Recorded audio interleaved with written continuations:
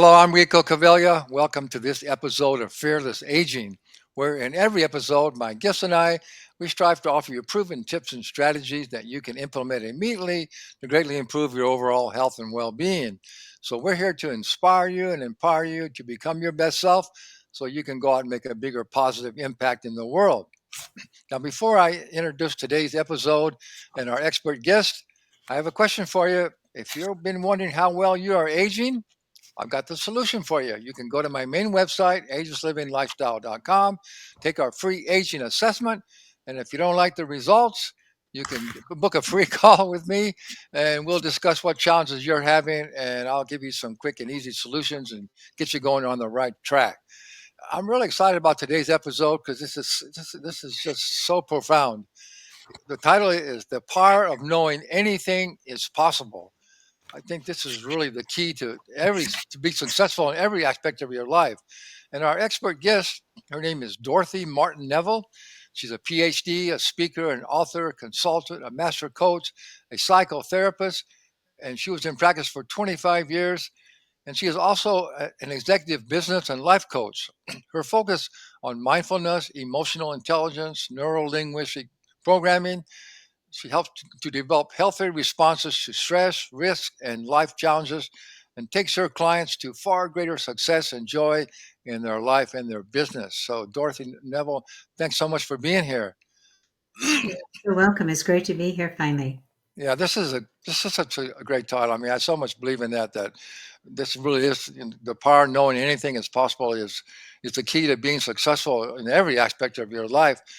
So let's get started before we talk about all that and all the programs you have to offer people and how you help people realize that everything is possible. You have a very interesting story. You've gone through so many different things. So tell us a little bit about your story. Oh goodness, just a wee bit. I was raised in an orphanage and then adopted and raised in the housing projects of South Boston. And when it was time for me to leave, by the senior year of high school, I had wanted to go to college or nursing school, which was an extreme difference from most of the girls I graduated with. Most of us, you graduate in May, get married in June. But I wanted something more. I was fine getting married, but I wanted more. And I couldn't do college or nursing school because I discovered I went to an unaccredited inner city high school. And what ended up happening was I discovered Catholic nuns are social workers. The only ones I knew were teachers, and I had wanted to be a social worker. So I became a Catholic nun for a number of years. And Wow. being in religious life with a long black habit, I all of a sudden became capable of going to college. And so once you have an undergraduate degree, nobody cares where you go after that. Mhm. So years later, I ended up leaving religious life. I moved to Manhattan, became an international airline stewardess, and ended up when I left that I had been married, and I worked in corporate for about 2 years and realized that's not my personality, which is what so many of us have to discover. Where do we belong on this world? Mhm. Where do our skills, who we are, get best expressed? And for me, it wasn't within the world of the corporate world. So I left that. I eventually had 2 children and was divorced after 15 years and went back at my master's and opened up a private practice. And as with most of us starting, with these extra degrees, nobody teaches us how to do business.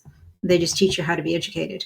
And so I went speaking to every church group, every women's group, every synagogue group, everybody that would let me in speaking. And eventually, um, within 3 months, I had 42 patients a week with a 6-month waiting list that lasted almost 20 years until I left the country.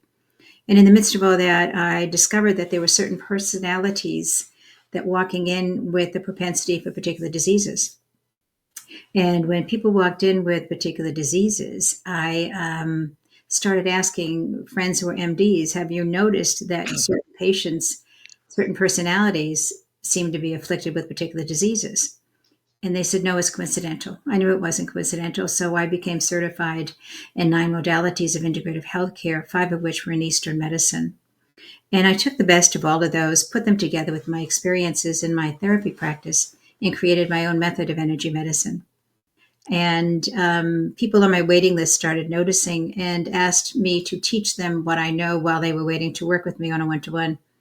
So, a long story short, I ended up with a 4-year program in energy medicine, teaching physicians, nurses, OTs, PTs, and massage therapists my work. And there were those who wanted to become healers as well. And so it just evolved. Life, as life does, it evolves from a 6-week program to a 2-year program to a 4-year program. And in the midst of all that, my 3rd and 4th year students required to do medical internships. So I was blessed to have people fly in from around the country, in Canada and Australia and the Caribbean, and they could do medical internships in whatever country or state they came in from. And before we knew it, I had many dozens of physicians on my payroll, and ended up with almost $1 million payroll, right? And that was just a secondary business. So life evolves in the strangest of ways. And at one point, after my youngest left for Cornell University, my daughter just graduated from Georgetown. I decided, as I drove home and drove into my home, and thought about, where am I going to go with the rest of my life? My 2 babies are gone, and realized theoretically in the world of the West, I was highly successful. I had all these businesses. I was making many hundreds of thousands of dollars a year. And here I was realizing that I wasn't happy. Highly successful, but not happy. And decided that I didn't want a smaller house. I didn't want a condo. I wanted a completely different lifestyle. So I picked up the phone and called American Airlines and said, get me a one-way ticket to Anguilla in the British West Indies, and put it down, called an agent, put my house on the market, called my office. I tell my patients I'm leaving the country in 3 weeks.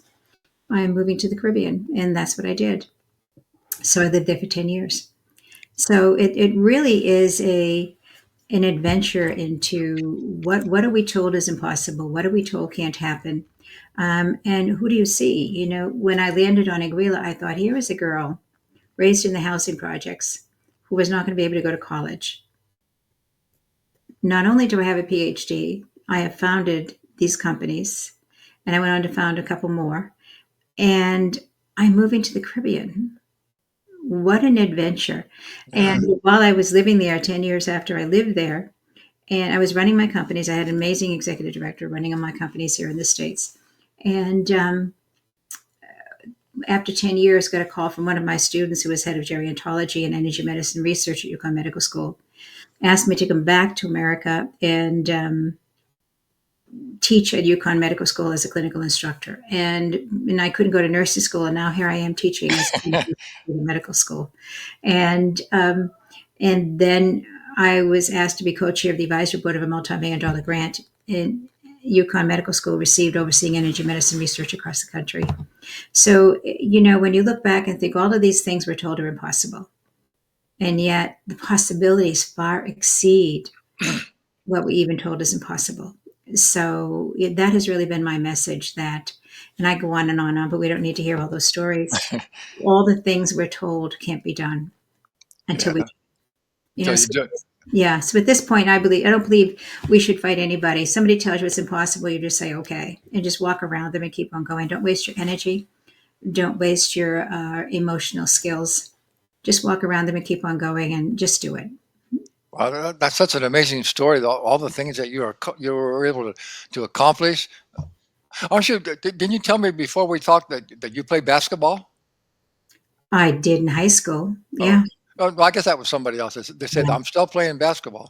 Okay, Oh, yeah. but anyway, it's amazing all the things that you were able to accomplish, and so the real message is, if somebody else can do it, you can do it as well.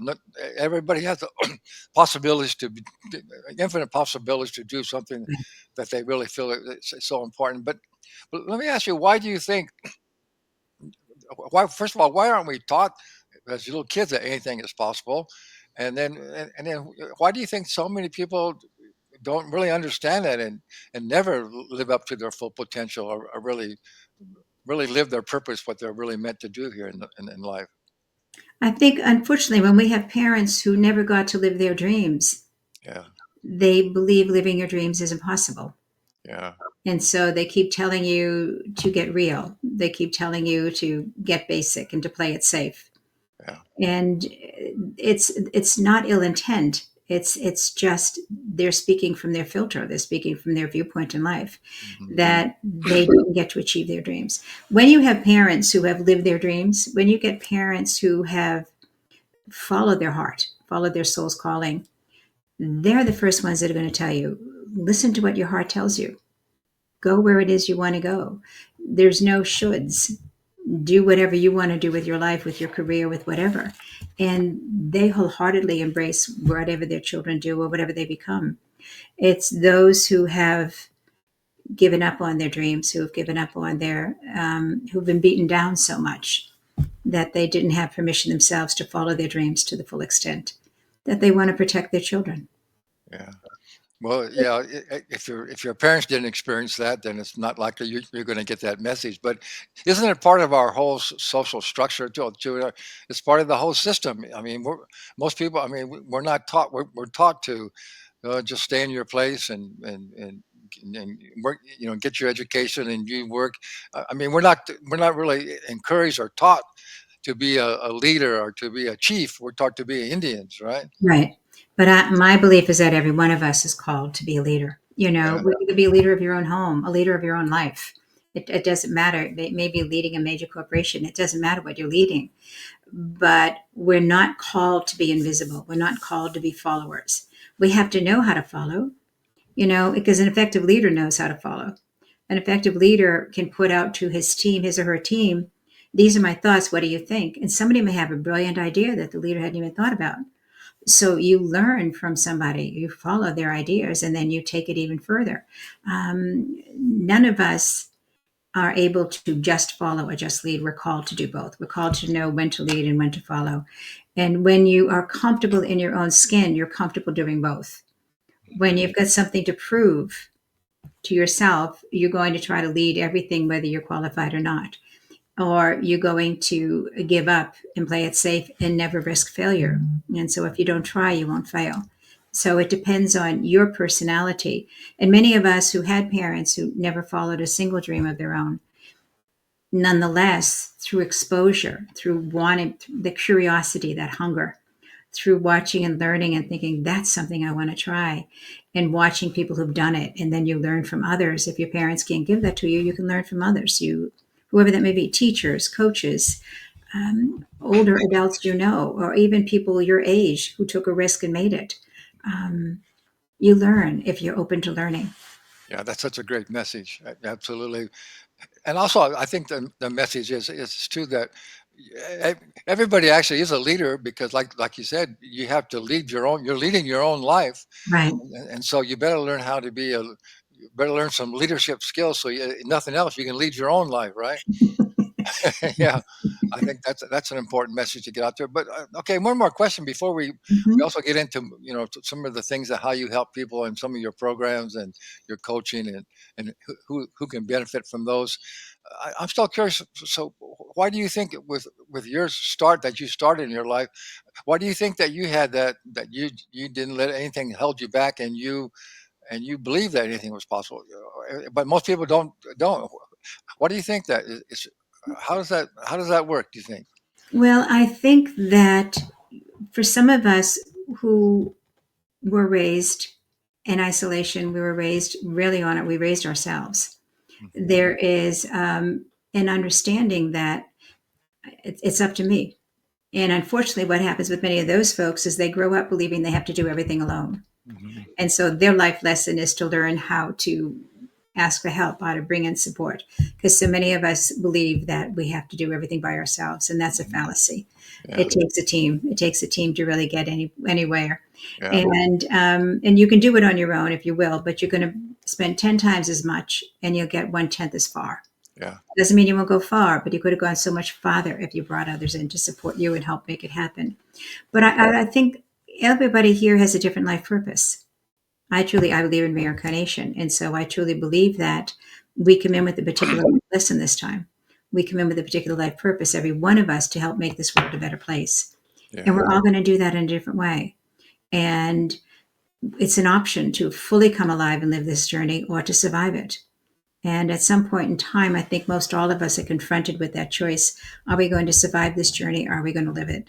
mhm, And to live it takes a lot of a lot of chutzpah. It takes a lot of passion, a lot of willingness to learn and to fail and to keep on going. You know, But I just wonder why some people lack that passion do or they lack it or do they not listen to it? My belief is more that we all have it. yeah. Passion is just an energy. Hmm. And we all have the same amount of energy. We just all use our energy differently. Hmm. Some use it much more in isolation. Our writers, they're content to spend their entire life just sitting and writing and doing, and that feeds them. Others have to be out there mixing with lots of people and doing things. Hmm. So our energy gets fed in different ways. That's the difference in personalities. Hmm. Some personalities are really fed alone. It's when they integrate, when they assimilate the experiences of the day. Others learn by being around lots of people.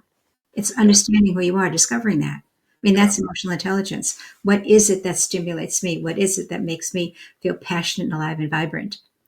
Yeah. And so it's the willingness to live this life and not survive it that really becomes the differentiator. Yeah. That's so good. When you were mentioning about it really takes a team to be successful, that I like that. You remember that saying? There's a really cool saying that says, "If you want to go fast, go alone. If you Right, want to go far, go with other people." Yeah, right. I that's so believe that so. completely. Yeah. Yeah, that's so cool. Well, I have a short 60-second message. When we come back with Dr.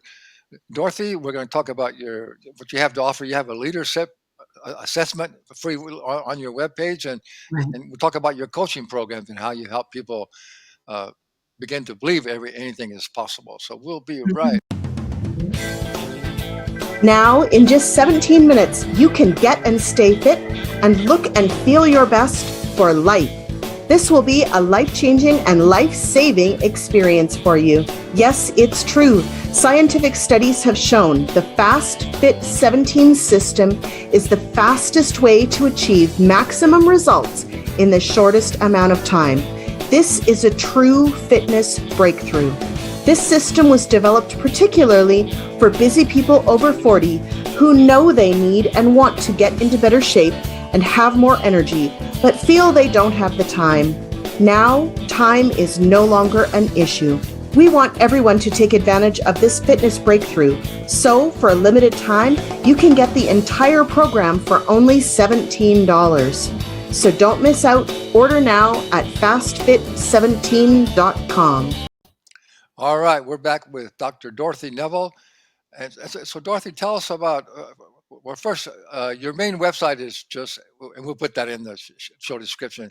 It's askdorothy.com, and there people can get a free leadership assessment. So talk a little bit about that, and then tell us about your coaching programs that you offer. All right. My leadership self-assessment tool is the byproduct of what I've learned over, 35 plus years of working with folks in leadership through therapy as a psychotherapist, through work as a coach, through work as a teacher, through work as a founder of businesses and networking and so forth. And it's really taking 5 distinct personality styles and they create 5 distinct leadership styles. Hmm. Each one of those has different strengths and different vulnerabilities, and because they each hold stress differently, they're each predisposed to particular diseases. And so that's really a byproduct of what I was talking about earlier with what I discovered in my work as a psychotherapist, and then taught for 19 years at the Institute of Healing Arts and Sciences I founded. But it's in at the medical school where I was a clinical instructor. It's really looking at your leadership style. I created that to help leaders, especially all of my clients, take this to help them understand what's their leadership style, what are their strengths and their vulnerabilities, and what are the diseases they're predisposed to. And then I have the people I work with take some time between our sessions on a sheet of paper to write down on one half of the paper all the diseases or disorders or accidents, theoretical accidents that they've had since conception that they remember. And then when they're finished, I have them go on the other column what was going on in their life each time one of those diseases or accidents took place. And what they end up inevitably is absolutely surprised that disease and accidents and disorders, all of that take place Hmm. at very particular times in our lives. They're a byproduct of stress, which is really a byproduct of our belief systems. If you believe life is a struggle and then you die, that's Yeah. your spiritual belief. I mean, true, some people that's their spiritual belief system, that Mhm. life is a struggle, the world is a hard place to be. When that's your spiritual belief, you're either going to go into depression because it's hopeless anyway, or anxiety because you don't know what struggle is coming next, or anger at the injustice of it all. And whichever emotional response, and I'm making it simplistic, there's many phrases of all of those, but that you can go into, then you hold your stress a particular way. And when it's chronic like that, a lifelong piece, you end up developing chronic disease. So when you look at theoretical accidents, you find out that there are moments in your life when the belief system really showed up in a way that was really self-destructive. And that accident took place when you were under a great deal of stress in your life, or maybe just coming out of a great deal of stress in your life, and you're beginning to release it and let it go, and you're not really balanced yet into the new self that you're really becoming. And it really is informative and helpful. And it also lets them see that there's many different ways to lead. Leadership doesn't always look like a dictator out there trying to make demands. Mhm. Leadership can be somebody in the behind the scenes, really encouraging and taking people where they need to go so that they can fly, and they become a more quiet leader. And then you have the creative leaders who are artists, are thought makers, our pioneers, who might not be very good at implementing, but if you have a product, they can come up with 12 different ways in which you can utilize that product. Mhm. And they can support you in understanding things you've developed in ways you didn't even see the possibilities of. And they can do that. But that's leadership, because you need them in your life, you need them in your business, because they can help you in ways you didn't even know were possible. So there's many different styles of leaders. Yeah, you can be a visionary. That would be a leader, right? A person that's a visionary. Or, Yeah, yeah, you can be a team leader who makes a phenomenal manager. They really can bring a team together and form a great team and have that team. The team creates the culture. That team leader helps create the culture for the company and create it within their particular team. If it's a large corporation, within their department, there's a great culture in that department. And if you've ever worked in corporate, some departments are far more functional, far more productive than others. And so that's a team leader, and then you have the visionary, the leader that may have never had an original thought in his or her life, but they can get on stage and they can sell your product in a way nobody else can. yeah, They've got the charisma, the charm, the personality, the style of presentation that they can make that happen. And it's nothing they created, but they can get out and sell it. yeah. And it's a style of leadership. And unfortunately, that's what we usually see as a leader. We don't see the leadership qualities of these other styles. And you have the organizational leader who is perfectly happy in a room without windows. They just love to create procedures and protocols. Mhm. That makes them extremely happy. Some of us would rather be shot than do something like that. Yeah, People, that is just heaven, not to be bothered with people, yeah. but to create procedures and protocols. They are the architects. They are the CPAs. They are the folks that love the black and white thinking. It works well for them. We're But you all can. Oh, I was just going to say you can also be a leader by leading by example of how you live your life, You're right? right. You're Yeah, right. But you're giving an example of a particular style of leadership in the way you do that, right? And it's owning it, that yeah, this is who I am. When you can own that, you then know that if I'm somebody who loves to be alone without people, I'm not going to apply for a position where I'm yeah, going to be over 400 people, yeah. because I'm going to hate getting up every morning and going to work. It really allows you to understand where are the best positions for you to apply to, because it's where you belong. That's where you belong. Well, Dorothy, we only have about a little over a minute left, so just real quickly, tell us who your a little bit about your coaching program, or who really do you like to coach? Who would be a really good I love to candidate? coach visionary leaders. I love to coach folks who are willing to take off and go to places they never knew were possible. That's right. And they've got a vision and they need help getting there. And not only can I take them there, but take them far further than they imagined they could go. And many of the people I'm working with now are folks in transition, folks who are wanting to create a legacy. And you can start your legacy at 50. You can start your legacy at 80. Everybody's different. So it's really allowing people to have a far greater impact and influence on the planet. Yeah, that's so good. Well, Yeah. Dorothy, I really appreciate you being here. Some a great message, and you're doing some great work. And again, the message is everything is possible, and Everything. you can do everything you'd love to do. So thank you so much for being here. I really appreciate it. And so if you like today's episode, tell your friends about the Fearless Aging TV show. And uh, uh, as always, I like to end our shows with Einstein saying that knowledge without action is useless. So we always give you some great information and hopefully some wisdom, but you got to take action on it. So step up. So I highly recommend you check out Dr. Dorothy at her website. All the information is in the show. So thanks everybody for being here, and we'll see you next time.